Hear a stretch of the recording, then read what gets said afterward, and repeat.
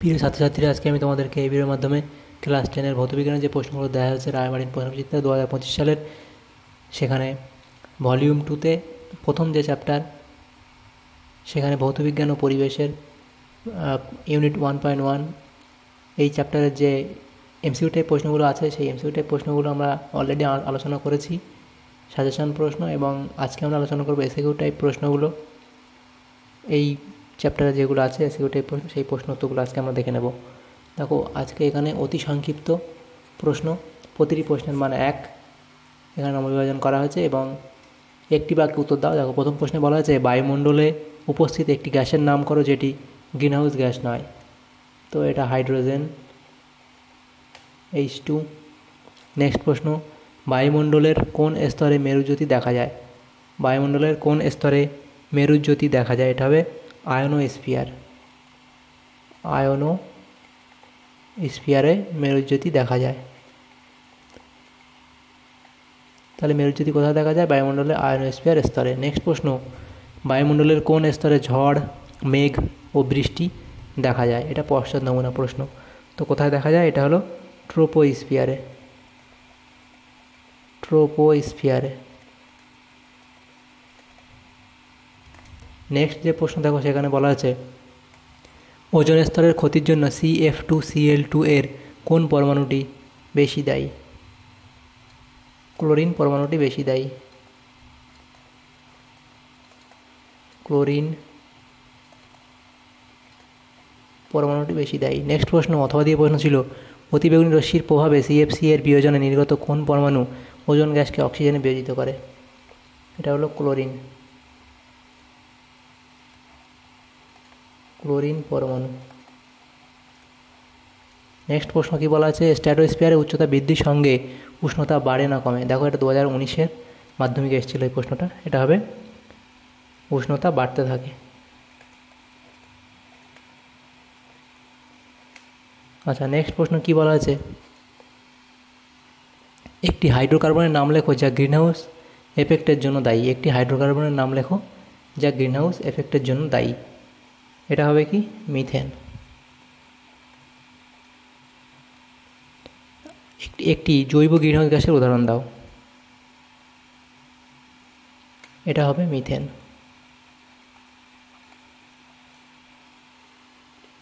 Next প্রশ্ন, বায়ুমণ্ডলের কোন স্তরে কৃত্রিম উপগ্রহ স্থাপন করা হয়? বায়ুমণ্ডলের কোন স্তরে কৃত্রিম উপগ্রহ স্থাপন করা হয়? এটা হবে এক্সোস্ফিয়ারে। এক্সোস্ফিয়ারে।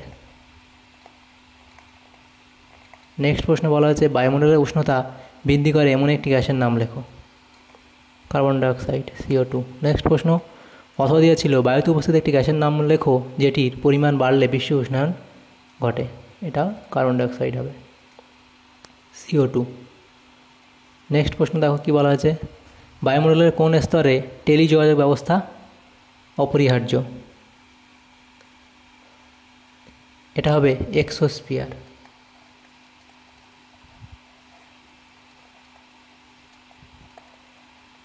আচ্ছা, নেক্সট প্রশ্ন বলা আছে এমন একটি গ্যাসের নাম বা ফর্মুলা লেখো যা একটি গ্রিনহাউস গ্যাস ও ওজোন ধ্বংসের কারণ। সেটা হবে কার্বন ডাইঅক্সাইড।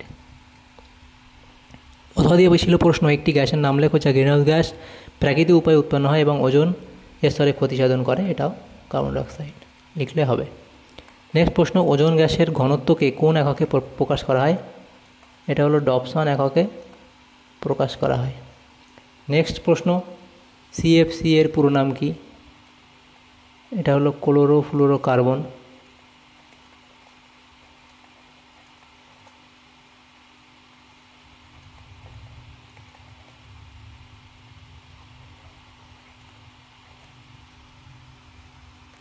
নেক্সট প্রশ্ন ওজোন স্তর সূর্য থেকে আগত কোন রশ্মির ভূপৃষ্ঠে আপাতনকে প্রতিহত করে?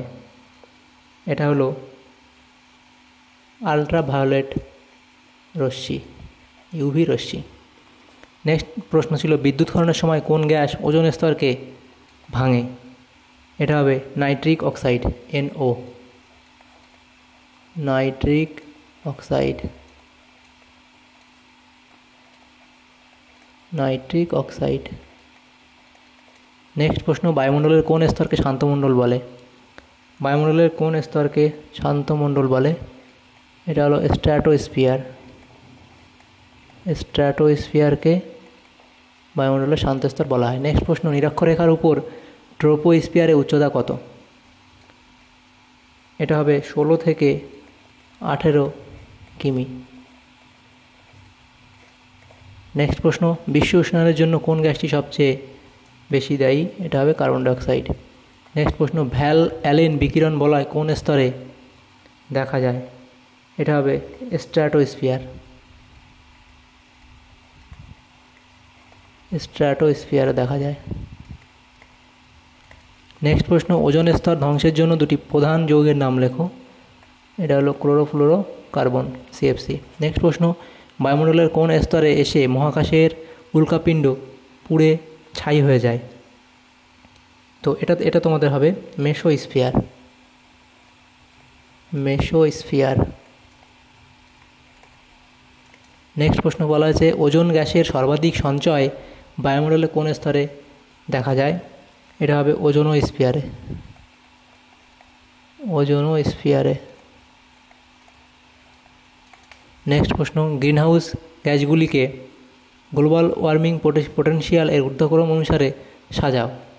এখানে CO2, তারপর হবে CH4, তারপরে CFC, তারপরে N2O, তারপরে H2O, এভাবে সাজাতে হবে। নেক্সট প্রশ্ন দেখো, ODS এর পুরো নাম কি?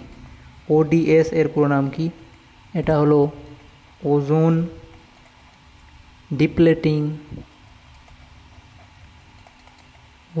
ডিপ্লেটিং সাবস্ট্যান্সেস।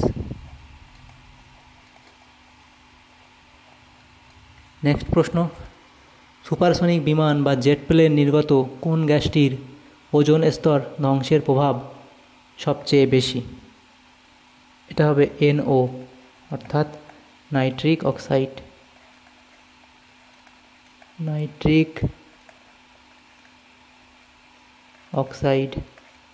এর পরের প্রশ্ন, বায়ুমণ্ডলের কোন স্তরে সাধারণত পরিচলন স্রোত পরিলক্ষিত হয়? এটা হবে ট্রোপোস্ফিয়ারে।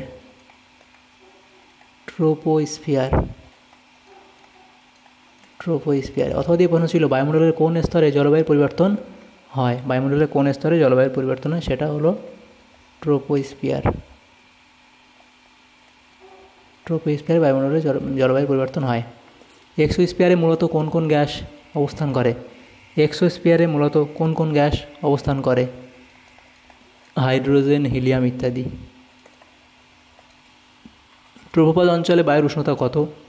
তো এইটার আমার সঠিক জানা নেই, কারণ ট্রোপোপজ অঞ্চলে বায়ুর উষ্ণতা নির্দিষ্ট থাকে। তো যদি তোমাদের কারো জানা থাকে অবশ্যই কমেন্ট বক্সে কমেন্ট করবে। নেক্সট প্রশ্ন, বায়ুমণ্ডলের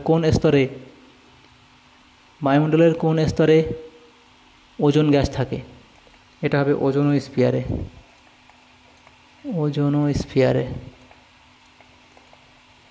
নেক্সট প্রশ্ন, স্ট্র্যাটোস্ফিয়ারে উচ্চতা বৃদ্ধির সঙ্গে সঙ্গে চাপের কি পরিবর্তন হয়? এটা হবে চাপ কমে যায়। নেক্সট প্রশ্ন, ODP এর পুরো নাম কি? ODP এর পুরো নাম হলো ওজোন ডিপ্লেশন পোটেনশিয়াল।